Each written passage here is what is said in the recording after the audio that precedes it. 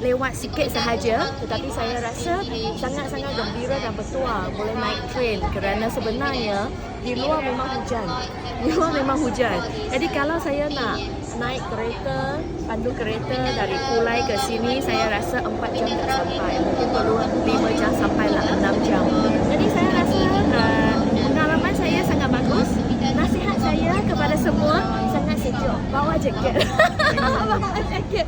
Memang sejuk. Tetapi selain daripada itu, memang sangat-sangat selesa. Duduk 3 jam, 4 jam, you tak perlu risau tentang handphone tak ada bateri kerana ada power plug di sana. Jadi sangat baik.